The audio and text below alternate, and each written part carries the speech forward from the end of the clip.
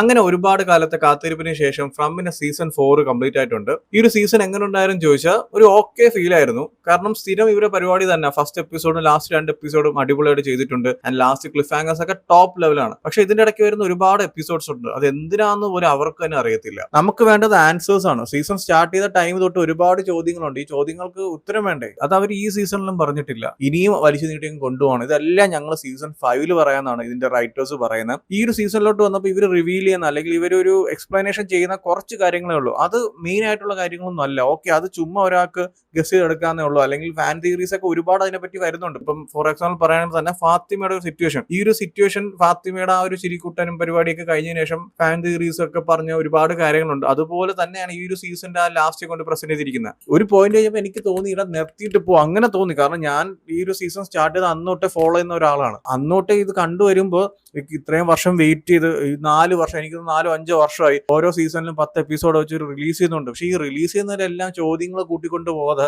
ഉത്തരങ്ങളൊന്നും ഇവിടെ ഇല്ല. നമുക്ക് അറിയേണ്ട ഒരുപാട് കാര്യങ്ങളുണ്ട്. ഇപ്പം എടുത്തു പറയുമ്പോൾ തന്നെ ഈ ടൗണിലുള്ള ആൾക്കാർ അവരുടെ കുട്ടികളെ സാക്രിഫൈസ് ചെയ്തത് അവർക്ക് ഇമ്മോർട്ടാലിറ്റി കിട്ടാൻ വേണ്ടിയിട്ടാണെന്ന്. അത് കിട്ടിയിട്ടാണ് അവർ മോൺസ്റ്റേഴ്സ് ആയിട്ട് മാറിയ കാലങ്ങളായിട്ട് ഇവിടെ ഇങ്ങനെ വന്നുകൊണ്ടിരിക്കുന്നത്. ഇതിന് പോലും ഒരു പ്രോപ്പർ കൺക്ലൂഷൻ അവർ പറയുന്നില്ല. ടാബിത്തയുടെയും ജേഡിന്റെയും വിഷനിൽ വന്ന കാര്യങ്ങളാണ് അവർ പുറത്ത് പറയുന്നത്. ഓക്കെ, ഇത് വെച്ചിട്ട് അവർ ഒരുപാട് കാര്യങ്ങൾ ചെയ്യുന്നുണ്ട്. ഇവിടുത്തെ ആ ഒരു കേഴ്സ് മാറ്റാനും അല്ലെങ്കിൽ ആ ഒരു കുട്ടികളെ ട്രാപ്പായി പോയി അവരുടെ സോള് പുറത്തു കൊണ്ടുവരാനൊക്കെ ഒരുപാട് കാര്യങ്ങൾ അവർ ട്രൈ ചെയ്യുന്നുണ്ട്. ആൻഡ് ഈ ഒരു സീസണിൽ വന്നപ്പോഴും അവർ പുതിയൊരു കാര്യം കണ്ടുപിടിച്ച് അത് ചെയ്യുന്നുണ്ട്. പക്ഷെ ഇതൊക്കെയാണ് ഇതിന്റെ ഒരു പ്രോപ്പർ സൊല്യൂഷൻ എന്നോ ഇത് ചെയ്ത ഇവിടുത്തെ പ്രശ്നങ്ങളൊക്കെ സോൾവ് ആവുന്നു, എല്ലാവരും തിരിച്ച് ടൗണിൽ നിന്ന് പുറത്തുപോയി അല്ലെങ്കിൽ ആ ടൗണിന്റെ കേഴ്സ് തന്നെ മാറി ടൗൺ തന്നെ ഇല്ലാതാവുന്നു, ഒന്നും എവിടെയും പറയുന്നില്ല. ഈ 10 എപ്പിസോഡ് കണ്ടു കഴിഞ്ഞപ്പോൾ എനിക്ക് തോന്നിയ കുറച്ച് കാര്യങ്ങളുണ്ട്. അത് ഞാൻ പറയാം. സ്പോയിലർ അല്ല, ജസ്റ്റ് ഇനി അടുത്ത സീസണിൽ എന്തായിരിക്കും അല്ലെങ്കിൽ ഇവർ എന്താണ് പറയാൻ ഉദ്ദേശിച്ചത് എനിക്ക് കുറച്ച് കാര്യങ്ങൾ ജസ്റ്റ് ഒന്ന് കണക്ട് ചെയ്യാൻ പറ്റിയിട്ടുണ്ട്. അത് കറക്റ്റ് ആണോ ഇല്ലെന്ന് എനിക്ക് അറിയത്തില്ല. ജസ്റ്റ് ഞാൻ പറഞ്ഞുതരാം. കാരണം ഇതുവരെ വെച്ചിട്ട് അവരെന്തായാലും എക്സ്പ്ലനേഷൻ തരുന്നില്ല. അവരെന്തായാലും മറ്റേ പ്രോപ്പർ സൊല്യൂഷനോ അല്ലെങ്കിൽ ഇതാണ് ഇവിടെ നടന്നത്, ഇതാണ് ആക്ച്വൽ ഇവിടുത്തെ കാര്യമൊന്നും അവർ പറയുന്നില്ല. നമുക്കായിട്ട് കണ്ടുപിടിക്കാം. അതേ ഇനി മിക്കവാറും നടക്കത്തുള്ളൂ. സീസൺ 5 മിക്കവാറും ഡയറക്ടർ പറയും നിങ്ങളായിട്ടൊരു കഥ എഴുതിക്കുമെന്ന് പറയും. എനിക്ക് തോന്നുന്നില്ല റൈറ്റേഴ്സിന്റെ ഒരു പ്രോപ്പർ സ്റ്റോറി ഉണ്ടെന്ന്.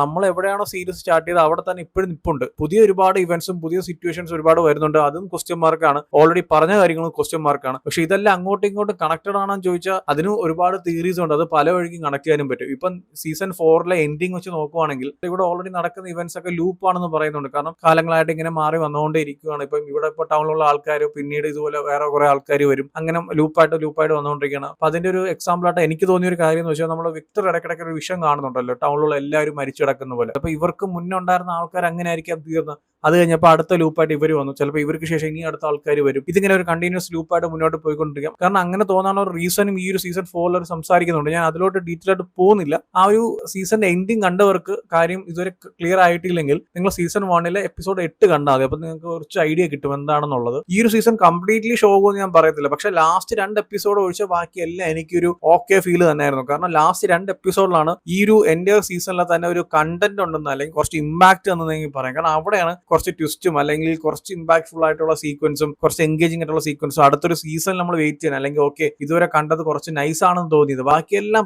ഭയങ്കര ഷോക്കായിരുന്നു. കാരണം ഒന്നുമില്ലാത്ത എപ്പിസോഡ്സ് ആണ് ബാക്കി മുന്നേ സംസാരിച്ച് പോകുന്നതൊക്കെ. ഞാൻ ഫസ്റ്റ് എപ്പിസോഡ് കണ്ടതിന് ശേഷം മാനിന് എല്ലാം വന്നപ്പോൾ ഞാൻ വിചാരിച്ചു മോനെ ഇനി കളി മാറുന്നു. കാരണം ഇതുവരെ ടൗണിൽ സർവൈവ് ചെയ്ത ആൾക്കാർ രാത്രി വീടിനകത്ത് കയറി ഇരിക്കുന്ന ആ ഒരു ടെയിൽസ്മാന്റെ ഒരു പവറിലാണ്. അതോടെ ഉണ്ടോട്ട് അവരകത്ത് കയറത്തില്ല. പക്ഷെ മാനിനെല്ലാം അതൊന്നും ഒരു വിഷയമുള്ള കാര്യമല്ല. അയാൾ ആ രാവിലെയും പകലും രാത്രി എവിടെ അയാൾ കയറി പോകും. ആ ലെവലുള്ള ഒരു പവറുള്ള മനുഷ്യനാണ്. ആൻഡ് പലരുടെ വിഷൻസിൽ പല ഇവന്റ്സിൽ അയാൾ വന്നു പോകുന്നുണ്ട്. ഇതൊക്കെ കണ്ടപ്പോൾ ഞാൻ വിചാരിച്ചു മോനെ പൊളിയായിരിക്കും. ഇനി അങ്ങോട്ട് വേറെ ലീഗിലോട്ട് പോകുന്നു. എവിടെയും പോയിട്ടില്ല. അതേ പേസിൽ തന്നെ പിന്നെയും കാണിക്കുന്നുണ്ട്. മാനിനെല്ലോടെ കുറച്ച് ഇവന്റ്സ് കാണിക്കുന്നുണ്ട്. അത് നൈസാണ്. ആൻഡ് ടുവേർഡ്സ് ക്ലൈമാക്സിലോട്ട് വരുമ്പോൾ ലൈക്ക് ആ ലാസ്റ്റ് എപ്പിസോഡിൽ വരുമ്പോൾ പുള്ളിക്കാരൻ ചെയ്യുന്ന കുറച്ച് കാര്യങ്ങളുണ്ട്. അതൊക്കെ നൈസ് ആയിരുന്നു. പുള്ളിക്കാരൻ പറയുന്ന കുറച്ച് കാര്യങ്ങൾ നമുക്ക് ഭയങ്കര കണക്ട് ചെയ്യാൻ പറ്റുന്ന സിറ്റുവേഷൻ എപ്പാന്ന് ചോദിച്ചാൽ ഇയാൾ പറയുന്ന ഒരു ഇവന്റ് ഉണ്ട്. ഞാനത് അതിലോട്ടൊന്ന് സ്പോയിൽ ചെയ്ത് പറയുന്നത് ജസ്റ്റ് ഒരു ബേസിക് ഐഡിയ തരാം. ഇയാൾ വേറൊരു ആളോട് പറയുന്ന ഒരു കാര്യമുണ്ട്. ഒരു ഫോട്ടോ കണ്ടിട്ട് അത് വെച്ച് കണക്ട് ചെയ്യുകയാണെങ്കിൽ ഇവിടെ ഉള്ള എല്ലാവരുടെയും വിഷൻസിൽ വരുന്ന ആൾ ചില മാനിനെല്ലാം ആവാൻ ചാൻസ് കൂടുതലാണ്. കാരണം അയാൾക്ക് അങ്ങനെ വരാനുള്ള ഒരു പവർ ഉണ്ട്. കാരണം ഓൾറെഡി ജൂലിയുടെ വിഷനിൽ വന്നിട്ടുണ്ട്. വേറെ ഒരുപാട് വിഷൻസിൽ പല ക്യാരക്ടേഴ്സായിട്ട് പുള്ളിക്കാരൻ വരുന്നുണ്ട്. സോ അങ്ങനെ നോക്കാം. ഇങ്ങനെ ഒരുപാട് തിയറീസ് ഉണ്ട്. പക്ഷെ ഇതിനുള്ള ഒരു പ്രോപ്പർ കൺക്ലൂഷൻ